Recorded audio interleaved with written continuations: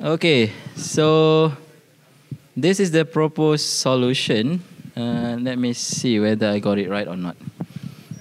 Okay, because I did it last night when I was sleepy, so I'm not sure whether I got it correct or not. So P1, okay, if you look at this type of question, you have to look at the priority and also the arrival time. So based on this question, the P1 has the highest priority. Why? Because the priority value for P1 is 40.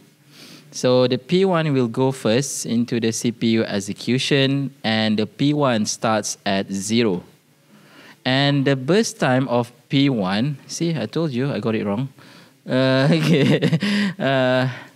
No wonder I feel something different. Okay, so let me redo it again. This is what happens when you do your work when you are sleepy. Okay. So P1 will execute for 5 units. Okay, P1 will execute for 5 units, and this space should be smaller.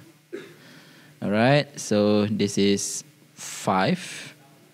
And then if you look at the next arrival is P2, and the P2 will only arrive at unit 20. And the P2 has a priority of 30. So the P2 is this one, and the P2 arrive at 20. So what happens between unit 5 and unit 20? Okay, so it will be filled by P idle. And to do that, let me separate the thing to maybe insert cells. No, not is this column to the left? Right, so this is P2. Sorry, not P2. P idle. Okay, and it runs for 10 units. So it will be 5 to 15. And then the next one is okay, so the next one is also P idle, and the next P idle will run from 15 to 20. Okay, so this one should be smaller. All right, it will be something like that. Okay, so let me move this to here. All right, so when the clock turns 20, the P2 arrives. And the P3 arrives at unit 25, and the P3 has a priority of 35. So which one has a higher priority, P2 or P3? P3. So the P2 has to give way to P3. So the P2 will only execute for about 5 units. Okay, so I'll put it like this. So it ends at 25, and the P3 comes in at 25 unit. And the P3 will execute for about 10 units. Okay, so let me make it smaller. I think that is too big. Okay, so it will be 35. And then what happens after unit 35? What happens after unit 35? Which process should go into the CPU execution? P2 or P3? Will P3 continue with its execution, or will go back to P2? Okay, so P3 will finish off with the execution because P3 has the higher priority. Okay, so it's only execute 10 units for now. Okay, so I'm gonna add 1 more time slot or 2 more time slot. So no, not that. Okay, never mind. Okay, so insert right. Okay, so this is P3, and there will be another P3. Okay, so the first time slot for P3 is from 25 to 35, and then from 35 to 45. Okay. Sorry. Okay. So is it from 35 to 45? 40. Why 40? Okay, because P4 has higher priority. So the P3 process will end at unit 40, and then it will continue with P4. Because P4 has higher priority, which is 37. So the P4 will go into the CPU execution, and it will continue up till 50 or 55. 50 or 55. Okay, so 55. I just want to make it short. So for your solution, you have to make sure that the space of the Gantt chart is appropriate.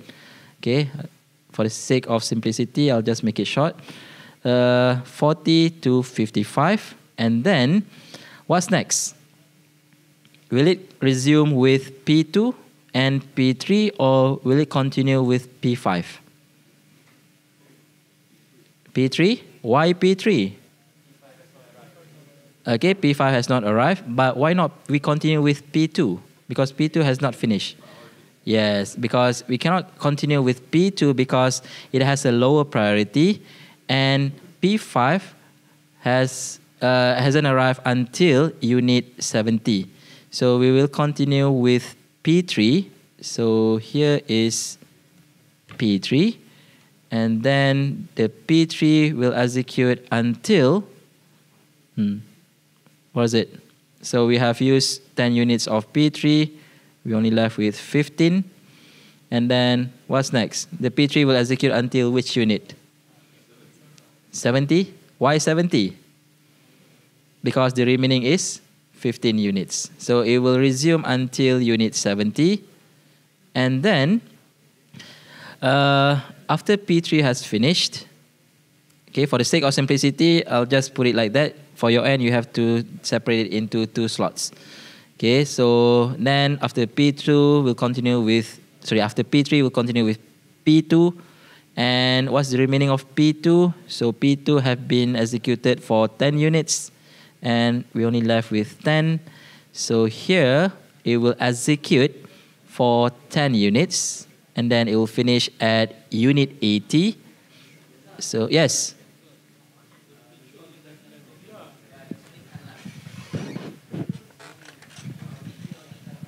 The P2 only left 10. P3. Okay, so the P3 will only left 10. Okay, because you have used 15. Okay, thank you. So 10, you have used 15. So what's left 10?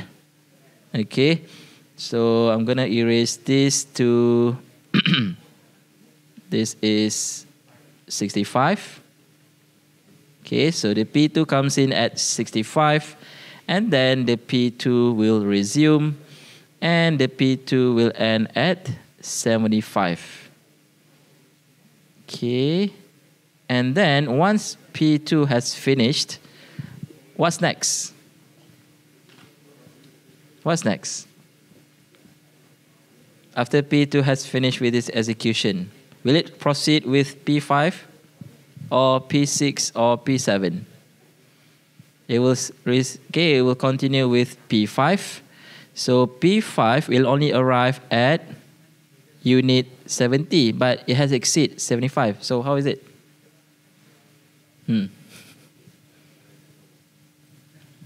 How we should do? The P5, okay, will only arrive at 70. It is arriving at 70, but we have exceeded 75. So is that correct or wrong? Right. Why right? Okay, because of the priority. Okay, the P2 has higher priority compared to P5. So it's okay if it exceeds with the arrival time of P5. So the P5 will only arrive at unit 75, and it will go on until unit 85. Okay, and then what happened next? P5 will continue again, right? Because the P6 will only arrive at 110, and the P7 will only arrive at 120. So the P5 will keep on going. Okay, so 95. And here, there will be another P5. Okay, so you have 105. And then the next one will execute for 1. So is that correct or wrong? Okay, so where did I do wrong? I just want to test your understanding. So where did I do wrong? To show that you are not sleeping. Come on, where did I do wrong? The first, okay, so let's erase this. So where did I do wrong? This one is correct? Sorry? Okay, 75 to 85 is P2. Why P2? Okay, so this is P2. But I thought we already used P2 here. Hasn't finished. What do you mean it hasn't finished?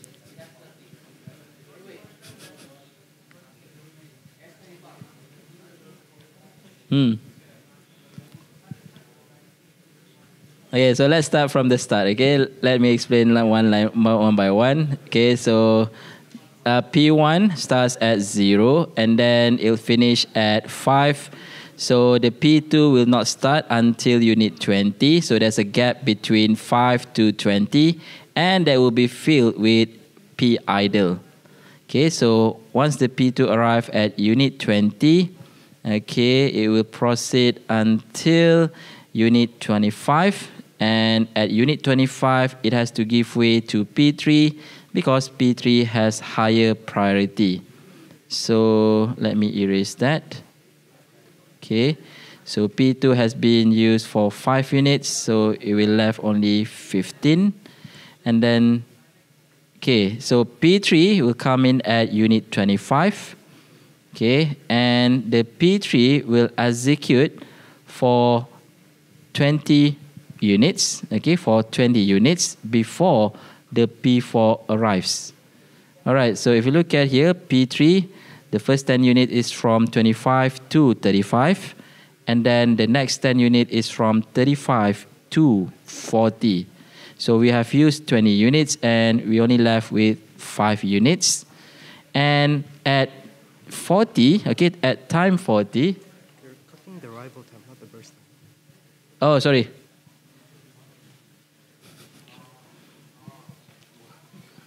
So 0, okay, so 20, hold on, P2 is that, okay, okay, P2 5 units and then the burst time, okay, 25, so we have used 10 and 10, 20, we only leave with 5, okay, sorry, not 5, 20. All right, and then we have P3 arrives at 25, so it will go on until unit 40. So that goes on for 20 units, and we only left with 5. Okay, so what's next? Okay, so we have done until unit 40, and at unit 40, the P4 arrives. So we'll start with P4, and then what's the burst time of P4? It has 15 units, okay?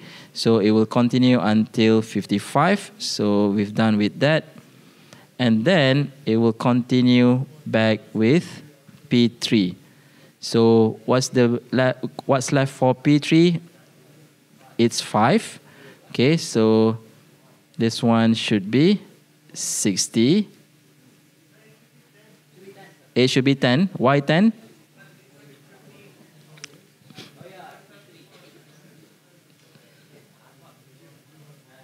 Okay. And then this is 65. Is it 65? Yes, it's 65. So we finish with that. And then we're going to proceed with P2. So for P2, we're going to go until 20. Okay, we are going to go for 20 units. So the first 10 unit is this, and the second 10 unit is this. So we've done with P2. Okay, any disagreement on that? No, okay, so we've done until there. And at time 85, the P5 arrives. Okay, so the P5 arrives at time 85, and the burst time for P5 is 10. So it's going to proceed until 95. Okay, so nothing left with P5. And then this one should be idle. Okay, P idle. And this one is also P idle. So the P6 will only arrive at 110. So let me write it here, 105. And this is 110. Okay, so at 110, the P6 arrives. Okay, the P6 arrives. And then it will continue until until 120. And then it has to give way to P7 because P7 has higher priority. Okay, so this is P6 and then this one is P7 and then the remaining, okay, so the P7 will end at 140 and the last one is P6. And the total time is, what's the total time? 155. Okay, so that is the complete Gantt chart. So in order to draw the Gantt chart, if you are given a priority value, you have to look at the priority value and also the arrival time. So that is how you solve it. And for your information, your final exam will only ask on round robin. Okay, so that is for the CPU scheduling algorithm question. And for your information, the CPU scheduling algorithm question, it worth 20 marks. So if you got your Gantt chart wrong, then obviously you will lose a lot of marks. And you might get zero, even you might get zero for the CPU scheduling question. So please be careful when you draw the Gantt chart, because based on this Gantt chart, you will have to calculate the turnaround time and also the waiting time. So you have to memorize these two formula as well, because it will not be given. And if you don't remember the formula, then you can say bye-bye. Okay. Okay, so there will be marks for the formula.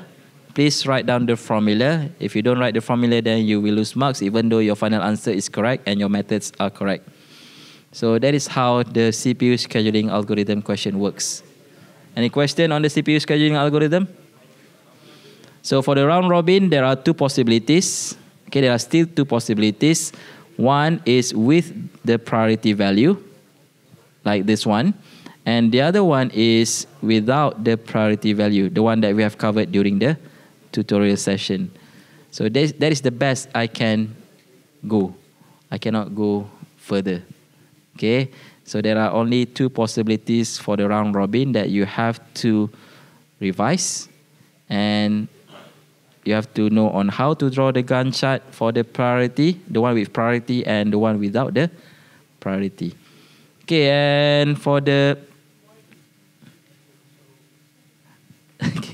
all right, so for the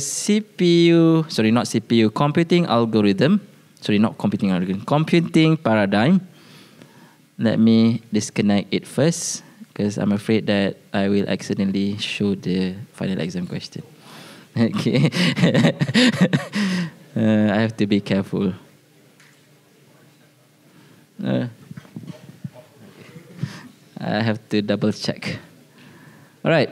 So for your computing paradigm question,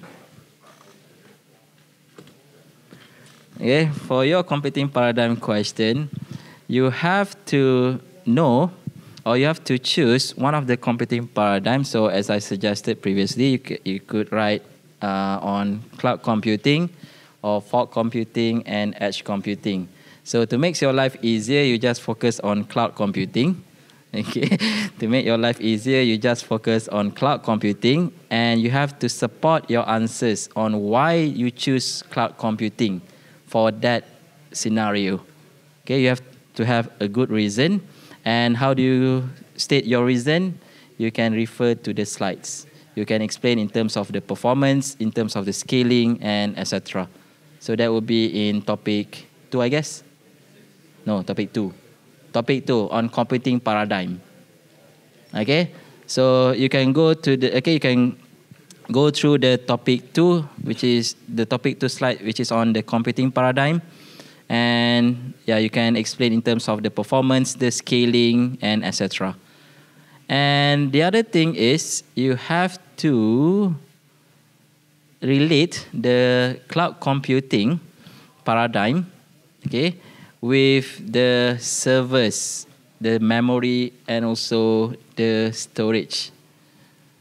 Okay, so you have to know what is the capability or the specification of the server, the specification of the memory, and also the storage in cloud computing paradigm. And you have to explain from there. Okay, so those are the questions that will be asked in your final exam for the computing paradigm. So let's say if you choose cloud computing, you have to know how to explain in terms of the performance, the scaling, and etc. And you have to critically analyze the cloud computing paradigm with the servers, memory, and also storage. So you have to know what is the specification of the server, the memory, and storage for the cloud computing, if you choose cloud computing as the computing paradigm. Right, so all that worth 20 marks. Okay, any last question? So as a conclusion, basically your final exam will consist of IPC, the Inter-Process Communication Model, the Amdahl's Law, the Gustafson's Law, the CPU scheduling algorithm, or to be exact is round robin, and the computing paradigm. So as I suggested, try to focus on cloud computing only. Okay, yes. Well, for the paradigm, you have to refer to the, okay, for the second one, is it? Okay, so you have to explain in terms of the server, the memory, and also the storage. Okay, let's say if you choose cloud computing, you have to explain in terms of the server specification, the memory, and also the storage. Why is it useful in terms of that thing? Okay, anything else that you want to ask? Okay, so if you don't have anything else, I'm going to show the attendance for the last time.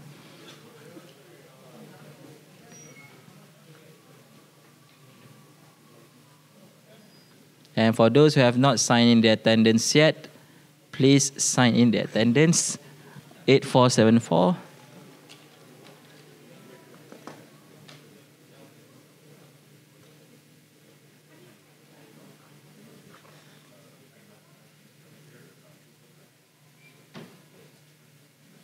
Okay.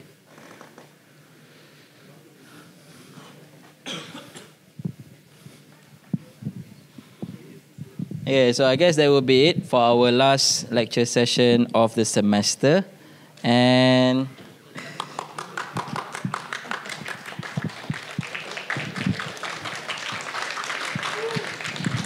right, so I would like to take this opportunity for thanking you. Okay, to say thank you for attending all the lecture sessions for the past 13 weeks. And I would like to take this opportunity to apologize if I make any mistakes or any wrong information throughout the past 13 weeks. So I hope that you will be succeed in your future and I hope that you will be able to answer your final exam. So for your assignment 2 marks, I will release it by the end of the week. And for your assignment mark, for your midterm marks, it will be quite late, maybe sometimes middle of next week, because I'm still in the process of marking your midterm. Okay, and your assignment marks will be released by the end of this week. The assignment 2 marks. All right, so I think that will be it for today, and I'll see you guys when I see you, and thank you very much.